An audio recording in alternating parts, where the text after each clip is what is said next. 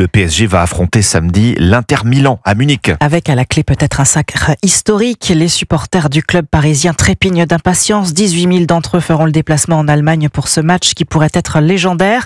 Éric Bidot n'aurait manqué ça pour rien au monde. Abonné au Parc des Princes depuis 1977, il fait partie des 82 supporters inscrits depuis plus de 40 ans. Un fan absolu qu'a rencontré Charles Bouchin pour Europe 1. Dans son appartement, Eric collectionne plus de 200 maillots du PSG de toutes les époques.